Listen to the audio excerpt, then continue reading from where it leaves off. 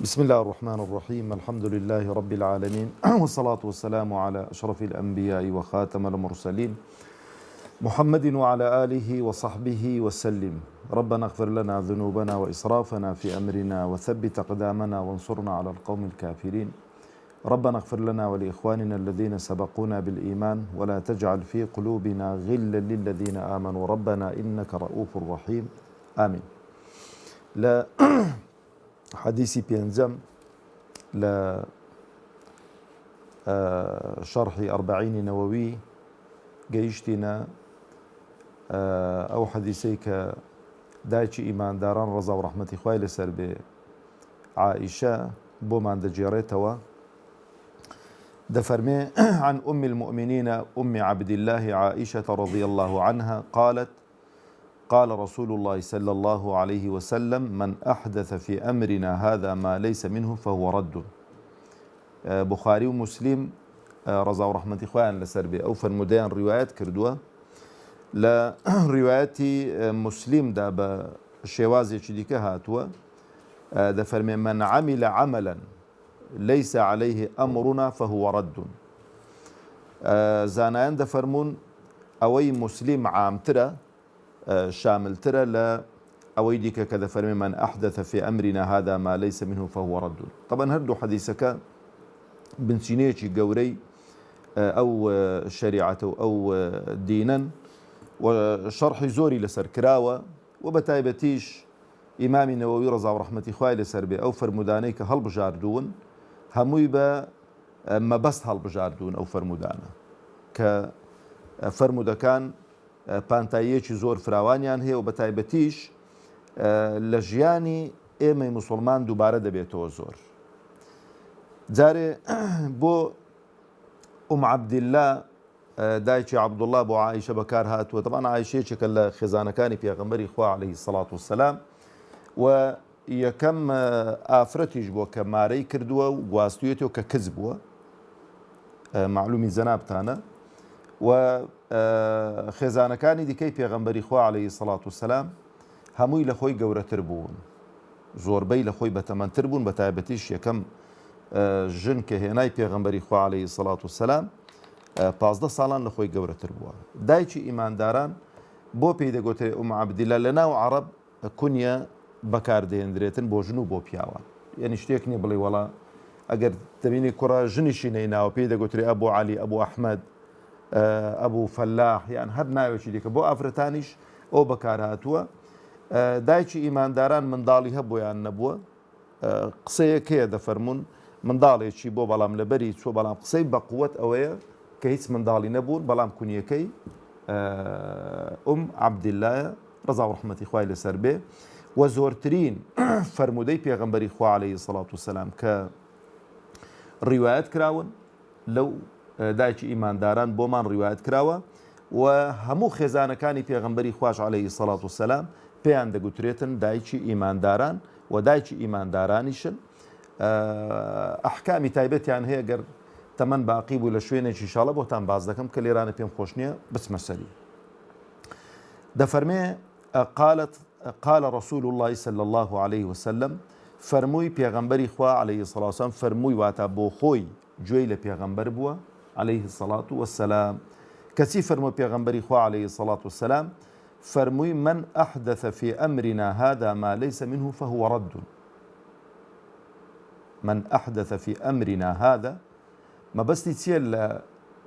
من أحدث في أمرنا هذا ما بستي في شريعته يعني هر كسي شتيك لو شريعتي زيادك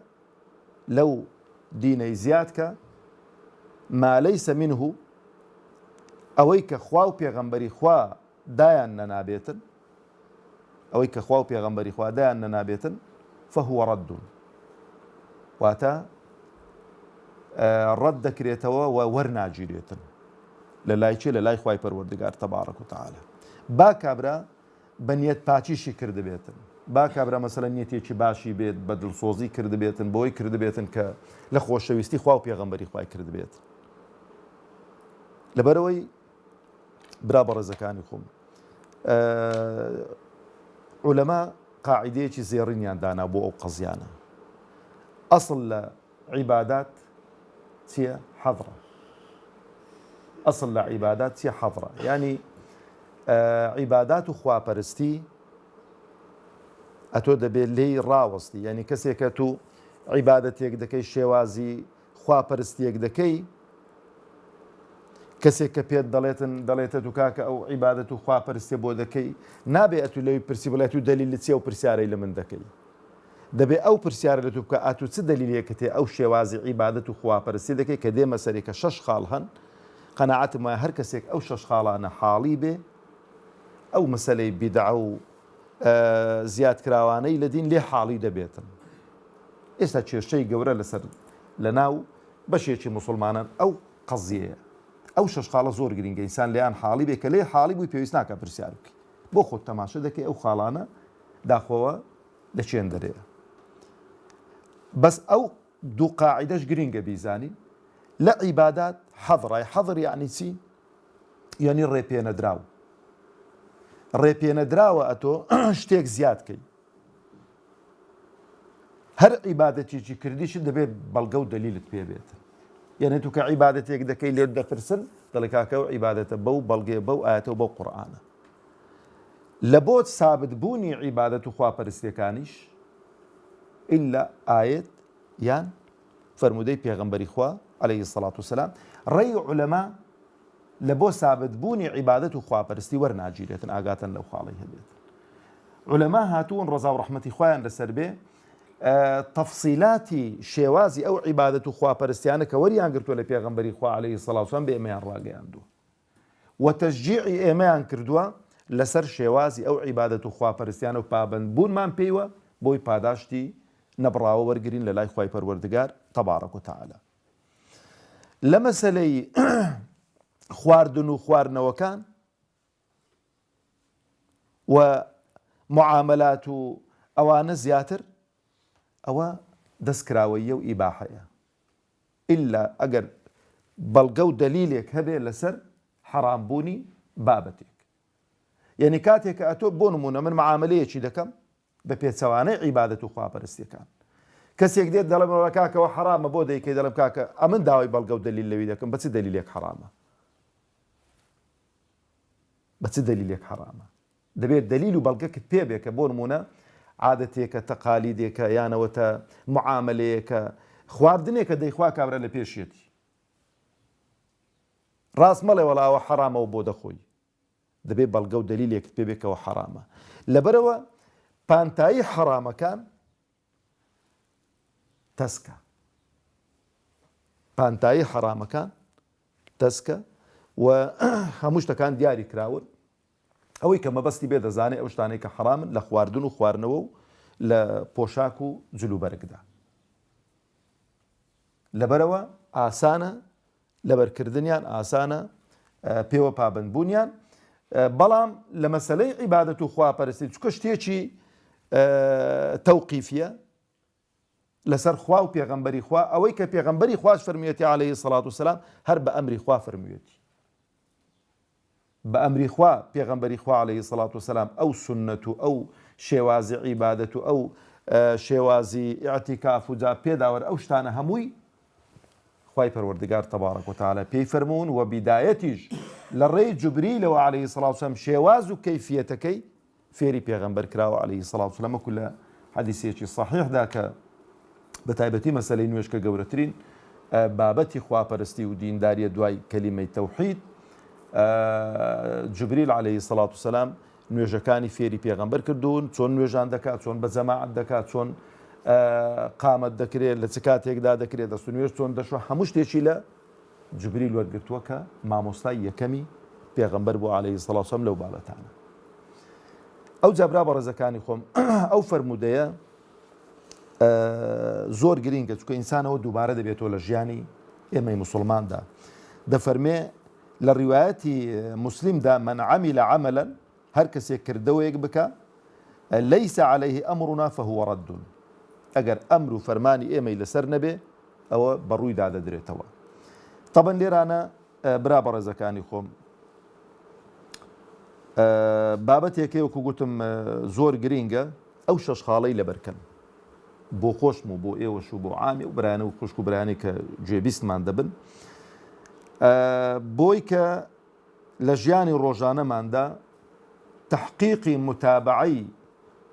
پابندبوونمان بە قورئان و سنەتی پێغەمبەرەوە بێ عەلەیهی سەڵات وسەلام بە تایبەتی لە بابی موافقەکردنی شەریعەت و موافقەکردنی سنەتی پێغەمبەری خوا عەلەیهی سەڵات وسەلام بۆ شێوازی عیبادەت و خواپەرستیەکان 6 خاڵ گرینگە بیزانین. یەکەمیان سەبەبی ئەو عیبادەت و خواپەرستی. هەندێک عیبادەتەن سەبەبیان بۆ دیاریکراوە کە دێم نمونەتان بۆ دێنمەوە. دووەمیان جنسەکەی خودی عیبادەتەکەی ئەوجا کەمیە یعنی قەدرەکەی کەمیەتەکەی ئەو عیبادەتە چەندە چکە هەندێک عیبادەتن دیاری کراوە ئێستا بۆ نمونە نوێژی نیوەڕۆ 4 ڕەکعاتە ئەتوانی بیکەیە 5 خۆ نوێژێکێکە لەو شتانەی کە ئینسان لە خوا نزیک دەکات و ڕەکعاتەکان زیادکە نزیکترت دەکات و یان قەزیەکەت لێ هەڵدەوەشێنێتەوە. ئەوجا شێوازەکەی کەیفیەتەکەی ئەوجا زەمانی کاتەکەی و ئەوجا مەکانەکەی شوێنەکەی. ئەو 6 خاڵە ئەگەر ئەو 6 خاڵانە حاڵی بووین دەزانین ئەو شتانەی کە ڕۆژانە مەسەلەن دووبارە دەبنەوە و خەڵک دەیکات و ئەوە دەکرێت ئایا بالفعل ئەو شتانە لە بابی عادەتن یان لە بابی عیبادەت. ئەگەر لە بابی عادەت بوون ئەو ئیشکالێکی لەسەر نامینیت. ئەگەر لە بابی عیبادەت بوون ئەو فەرمودەی پێغەمبەری خوا عەلەیهی سەڵات وسەلام من عەمیلە عەمەلەن لەیسە عەلەیهی ئەمڕنا فەهوە ڕەد. ئەو بەدموچاویدا دەدرێتەوە لە جیاتی پاداش وەرگریتەوە سزا دەدرێتن. یەکەمیان دەفەرمێ لە هەموو خاڵانیەوە دووبارە کردوم دووبارەی ناکەمەوە ئەن یەکونە العەمەل موافقا للشەریعە ئەو ئیشەی کە دەیکەی ئەو کردەوەی کە دەیکەی دەبێت موافقی شەریعەت بێتن کە موافقی شەریعەت بێ یعنی چی لە دەرسەکانی ڕابردوو ئیشارەمان پێ کرد دەبێ ئیخلاصت بۆ خوای پەروەردگار تەبارەک وتەعالە وما أمروا إلا ليعبدوا الله مخلصين له الدين خالصا ئەو عیبادەتەی کە دەیکەین دەبێ مەبەستمان خوا بێ. دوو دەبێ چ بێ بە سنەتی پێغەمبەر بێ عەلەیهی سەڵات وسەلام خذوا عنی مناسککم صلوا كما رأيتموني أصلي. دەبێ ئەوە سابت بێتن. ئەو دوو خاڵەت دائیمەن ئینسان دەبێ هەر ئیشێکی کردی ئیشی هەڕەمەچی نەکەین فکری لێ بکەینەوە خۆمانێک لا کردوتەوە بۆ خوا تەبارەک وتەعالە ئەوجا پێغەمبەر ئاوای کردووە دەستی پێ بکەین ناوی خوای لێدینی. ئەوە زۆر زۆر گرینگە. سەبەبەکەی برا بەڕێزەکانی خۆم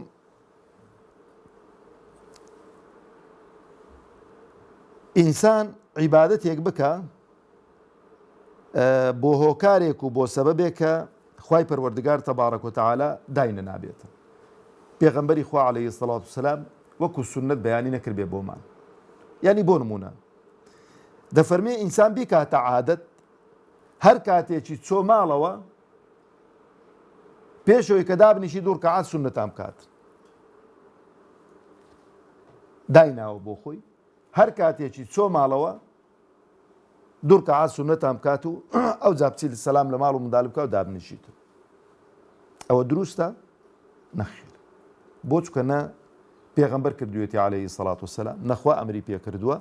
و بۆ دووبارە بوونەوەی ئەتۆکو عیبادەت و خواپەرستیەک ئەوەت کردووە. بەڵام ئەو دوو ڕەکعاتە ئەگە بچێ مزگەوت هەر کاتێکی کە چوێ مزگەوت بیکەی دروستە بەڵێ بۆ چکە ئەمری پێکراوە. پێغەمبەر فەرمی عەلەیهی سەڵات وسەلام چوونە مزگەوت دامەنیشن تا دوو ڕەکعاتان دەکەن ئەوجا دابنیشن. ئەها فەرقەکەی کووە. ئەو دوو ڕەکعاتانە تو لە مزگەوتێ بێ ماڵێ بەردەوام پێوە پابەند بی مەردود نە پاداش وەردەگریەوە و بەوەش لە قەڵەم دەدرێ کە شتێکت زیاد کردووە لە دین ئەتوو خراپ. خودی عیبادەتەکە خودێت چ دەکەیت لە نوێژەکەیدا؟ فاتحەیە خوێنی سوورەتی ئیخلاس یان هە سوورەتێکی دیا خوێنی ذکرەکان ناکەی ئەڵڵاهو ئەکبەر یاکەی سوبحان الله سبحان اللهەکانەکەی تەحیاتێ خوێنی دوعا ناکەی لە تەحیاتێ بەڵام ئەگەر باش بایە و چاک بە پێغەمبەری خوا عەلەیهی سەڵات وسەلام پێی دەفەرمووی لەبەر هیچ شتێکی چاک نەماوە لەو شەریعەتەدا پێغەمبەر پێمان نەڵێ عەلەیهی سەڵات وسەلام ئەگەوە بادێگۆ مسلمانینە پێش دابنیشن لە ماڵەوە کە چوونەوە هەموو ڕۆژێ ئەوە بکەن ئەوەی یەک یانەوە تەبرا بەڕێزەکانی خۆم ئینسان نمونەیەکی دیکەی هێناوەتەوە غەزوەی بەدر کە یەکێکە لەو غەزوە گرنگ و مهمانە و وەرچەرخانێکی نەوعی بوو لە داعوە و سەحوە و لە تاریخی ئیسلامی سەرکەوتنی حەق بەسەر باتڵ و کوشتنی حەفتا سەرسەرانی قوڕەیش و ئەسیرکردنی حەفتا لەوانە ئایا دروستە ئینسان ئەو ڕۆژە بکاتە وەکو بڵێ یادێک و هەموو ساڵێ دووبارەی کاتەوە بیکاتە ئاهەنجێک و ئەوانە جابینە هەموو ئەوکانی دیکە پێداوەرە قیاسیکە لەوەی دروست نییە بۆ دروست نییە دەڵێ لەبەرەوەی مادام وەت لێکرد وەکو جەژنێک معاملەی لەگەڵ دەکەی ئەوە هەموو ساڵێ دووبارەی کێوە و هەموو ساڵێ ئاهەنجی بۆ بجێڕی و هەموو ساڵێ ئەوە بکەی ئەگەر شتێکی باش بایە یان ڕێ پێدراو بایە پێغەمبەری خوا عەلەیهی سەڵات وسەلام چەند ساڵێک دوای غەزوەی بەدر ژیا ئەوەی دەکرد هاوەڵان دەیان کرد تابعی دەیان کرد کە باشترین و چاکترین قەڕنن و ئینسان خۆ لەو شتانە بپارێزی کە لە کاتێکی محەدەد و لە شوێنێکی محەدەد وەکو جەژنەکان دووبارە دەبێتەوە هەموو ساڵێ دووبارەکردنەوەکەی دەچێتە بابی جەژن و یادە ئەو دوو یادە پیرۆزەی کە پێغەمبەری خوا عەلەیهی سەڵات وسەلام دوو جەژنی بۆ ئێمە داناون کە جەژنی قوربان و جەژنی ڕەمەزانن و خەڵکی مەدینەی کە هاتۆتە مەدینەی دوو ڕۆژیان هەبوون یاریان تێدا کردوون جەژن بوون هەموو ساڵی لەوەی پێغەمبەر نەهی لێ کردوون فەرمووی ئەبدەلەنە الله بخەیر منهما خوای گەورە دوو شتی چاکتری پێداوین کە ئەو دوو جەژنەنە ئەویش بە خۆتان دەزانن دوای عیبادەت و خواپەرستێکی گەورە چونکە ئینسانی موسڵمان کەنجین لە عیبادەت و خواپەرستی تەواو بوو جەژنە بووی ڕەمەزان پاش 28 ڕۆژ 29 ڕۆژ 30 ڕۆژ تەواو دەبێتن ڕۆژوو دەگرێ برسی دەبێتێنی دەبێت ئەو جای ئەلانی دەکات جەژنە بۆ چکە زاڵ بۆ بەسەر نەفسی خۆیدا زاڵ بۆ بەسەر شەیتانیدا لە حەجیش بە هەمان شێوە مەناسکی حەج هەمان جێبەجێ دەکەی مەئەندوو دەبی دەچێ عەرەفەی دەچێ مینای دەچێ مزدەلیفەی ڕەجمی ئەوانە دەکەی ینی بەو خۆتدا لە هەموو جلوبەرجێکدا دەڕنی پلە و پایات هەرچی بێ دەوڵەمەند بی فەقیر بی یەک جلوبەر کە بە تەکبیر و بە ئەڵڵاه ئەکبەر و بە لەبەیک اللهومە لەبەیک و بەوانە دەڕۆی کە تەواو بووی ئیعلانی جەژنەکەی دەکەی کە زاڵ بووی بەسەر ئەو نەفسەی خۆتدا لەبەرەوە ئەوە دەربارەی خاڵی یەکەم خاڵی دووەم جنسی ئەو عیبادەت و خواپەرستەی کە دەیکەی بۆ نمونە ئینسان عیبادەت و خواپەرستیەک بکا کە لە شەریعەتدا نەهاتووە دەربارەی ئوضحیە قوربانی پێغەمبەری خوا عەلەیهی سەڵات وسەلام سێ شتی دیاری کردوون بۆ نمونە لە سنفی وشتر و ڕەشە وڵاخ و وڵاخی بڵێ بزن و مەڕ و ئەوانە ئەسب دەخورێ یان نادەخورێ ئەسب دەخورێت بەس دروستە ئینسان بچیتن بیکاتە قوربانیی و ئەو جنسە نە بۆ دروست نیە چکە شەریعەت ڕێی پێ نەداوە بەس دروستە ئەو ئەسپە بکوژیەوە بیکەیە خێر و سەدەقە بەسەر خەڵکیدا دابەشکەی بەڵێ ئەها فەرقی عادەت و عیبادەتەکەی چەندە ناوی قوربانی لێبینی خۆ ئەسپەکە بە گران بەهاترە لەوانەیە دە 12 بزن و مەڕی پێبێن بەڵام عولەما ڕەحمەتی خۆیان لێبێ مادەم عیبادەت گوتمان چێت تەوقیفیە تەوقیفی یعنی چێنی ڕێ پێ نەدراوە ئەگەر ڕێ پێدراوە پێغەمبەری خوا عەلەیهی سەڵات وسەلام بەیانی دەکرد هیچێک لە ئەسحاب ڕەزا و ڕەحمەتی خوای لەسەر بێ دیسکێکی هەبووە دیسکێکی گچکە هیچی نەبووە زۆری حەز لێ بووە ڕێی پێداوە بەڵام بە شەرت فەرموویەتی بەس بۆ ئەوە دوای ئەوی کەسی دیکە بۆی نییە کۆتایی پێهاتیانی نەکێسا بڵێ وەڵا جا سەحابەیەکی وەختی خۆی گیسکێک نەگۆیتێ تەمەنی ئەوەش و مەسەلەن تەمەنی ئەوە نەکچکە هەمووی دیارە تەمەنی شێوازەکەی نابێنە قوستانی هەبێ لەبەرەوە ئەوە خودی جنسەکەش گرینگە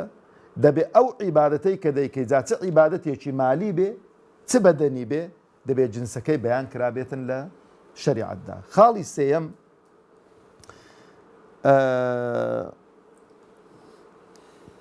قەدەرەکەی کەمیەتەکەی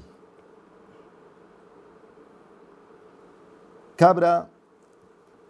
بێتن بۆ نمونە لەوەی کە شەریعەت دیاریکردێ زیاتری بکات زیاتری بکەیان کەمتری بکە دەست و نوێژ شتێکی چاکەیان نا ها نوێژ ببێ دەست و نوێژ ناکرێتن لە شەریعەتدا دیاری کراوە چەند جار دەستان دەشۆین و چاوان دەشۆین دیاریە کرا چەند جارە سێ جارە جارێک واجبە دوو جارەکەی دیکە سونەتن بۆی کە تەواو دەبینی کابرا دەموچاوی تەڕ نەبووە یانەوە کابرا مەسەلەن شتێکی دەدڵدا دروست دەبێتن ئەوە ئەو سێ جارە بەس پێغەمبەری خوا عەلەیهی سەڵات وسەلام دەفەرمێتن ئەگەر لەسەر ڕووباریش بوون لەسەر زێژ بوون بکەیە چارەکەی حەرامە دروست نییە بەس دەست و نوێژەکە تاگات لێ بێ دروستە دەست و نوێژەکەت هەڵناوەشێتەوە بەڵامەت و حەرامێکت کردووە زێدە ڕوویەکت کردووە نوێژی بەیانی دەڵێ وەڵا من لەو خۆشەی هەستاوم بۆ دوو ڕکعاتام بکەم بۆ شەشان نەکەم خۆ خوای گەورە نێزیکتر دەمەوە لە خوای گەورە خۆ بالفعل ماندووبوونی زیاتریشی تێدایە دروستە نە چونکە خوای گەورە تەبارەک و تەعالا دوو ڕکعاتی داناون پێغەمبەری خوا دوو ڕکعاتی بە ئێمە ڕاگەیاندوون دوو چوار ڕکعاتان وەکو سونەتی پێش نوێژی بەیانی بکەیت دروستە دروست نییە هەر خێری دوو ڕکعاتان چەندە بەقەدەر ئەو دنیای و کە لەو دنیاشدا هەیەیان بەقەدەر لە فەرمودەیەکی دیکەدا بۆ چاکترین ماڵ ئەو کاتەی لەکەنە عەرەب وشترێکی کە مەسەلەن سوور و وشترێکی قەڵە و ئەوانە باشترین و ینی باشترین ماڵت بێتن ناکاتە و دوو ڕکعاتە ئێتو بڵێ وەڵا بۆی کە دوو قات بێتەوە چار ڕکعاتان بە ناوی سنەتی پێش بەیانی بکەی دروستە دروست نییە چونکە پێغەمبەری خوا عەلەیهی سەڵات وسەلام هەر دوو ڕکعاتی کردوون بە ئێمەشی گوتۆ دوو ڕکعاتان بکەین ئەوجا خاڵی چوارم کەیفیەتی ئەو عیبادەتەی کە دەیکەین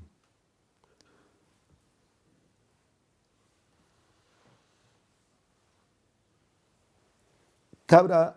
بێتن نوێژ بکاتن ڕکوعەکەی لێلادات نەچێتە ڕکوع ڕاست بڕواتن لە بۆ سوزدەی نوێژەکەی دروستە ناچووکە کەیفیەتەکەی ئاوانیە قوربانی سەربڕین مامۆستا نوێژی جەژنمان بۆ دەکا ئەم دەڵێم وەڵای بۆی کە ئەوە نەبم با بچم پێش نوێژی جەژنەکەی قوربانیەکەی خۆ سەر ببڕم بە قوربانی حیسابە ناچووکە کەیفیەتەکەی وانە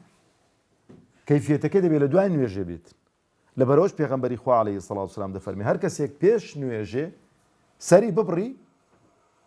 ئەو حەیوانی گۆشتیە حەیوانی قوربانی نییە خاڵی پێنجەم زەمان ئەو زەمانەیان ئەو کاتە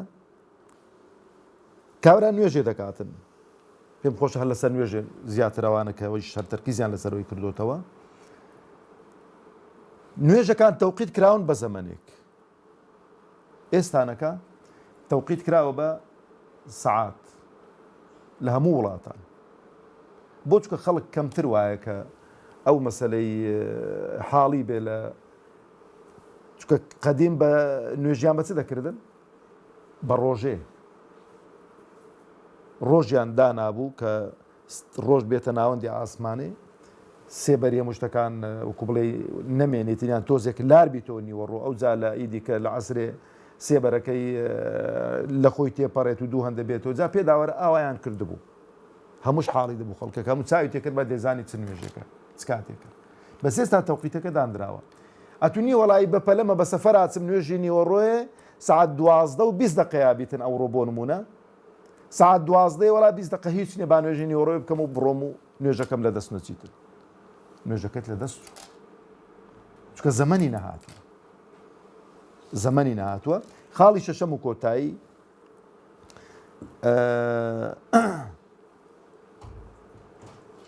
ئەو شوێنەی کە عیبادەتەکەی لێ دەکرێتن ئەو شوێنەی کە عیبادەتەکەی لێ دەکرێتن ئەوەش گرینگە لە شەریعەتدا ئیعتیکاف کە زۆرمان نەماوە ئینشاڵڵا خوا بە قسمەتی هەموو لایەکمان کاتن لە بەتایبەتی خەڵک لە مانجی ڕەمەزاناندا دەیکاتن لە ماڵی خۆ دەڵێ وەڵام من لەبەرەوەی گۆتە گۆت و قسە و قسەڵۆ و کوشتیوالە پێم خۆشە خۆ لێ پارێزم ناچمە مزگەوتێ لە ماڵی خۆی ئەتیکافەکەم خێریشم زیاترە وێ نا جارە هەر بە ئەتیکافی بۆ نانویستێت چکە پێغەمبەری خوا دەفەرمی عەلەیهی سەڵات شوێنی ئەتیکافکردن مزگەوتەکانن ناکرێت و بڵێ وەڵا لەبەرەوەی خەڵک منداڵ دێنە مزگەوتێ و لەبەرەوەی خەڵک قسە دەکات و لەبەرەوەی خەڵک ئیوا هەیە چکە نوع ئەشکال دێتە مزگەوتێ ئیوا دێتن هەر لە بۆ قسەی خۆش و کاتەکە زۆرە مەسەلە لۆ برادەرێکی دەجێرتەوە پێ دەکەنی دیکە ئەو نابێتە مبەڕیر ئەتو بڵێ وەڵا من فتوای بۆ خۆ دەدەم دەچم لە ماڵی ئەتیکاف دەکەم و بشڵێ وەڵا خێری زۆر زۆر زیاترە لەوەی کە من لە مزگەوتێ دانیشتووە ئەو شەش خاڵە برا بە ڕێزەکانی خۆم زۆر گرینگن ئینسانی ئیماندار چاوی لێبێ بۆی کە ئەو فەرمودەیە کە باسمان کرد شمولمان نەکات لەبەرەوەی ئەو عیبادەت و خواپەرستیانەی کە دەیانکەین ئەو عیبادەت و خواپەرستیانە وەکو گوتم دەبێت دوو شەرتی تێدا مەوجود بن یەکەمیان خالصن بۆ خوا بێ دووەمیشیان بە گوێرەی سنەتی پێغەمبەری خوا بێ صلى الله عليه وسلم وصلى اللهم على محمد وعلى آله وصحبه وسلم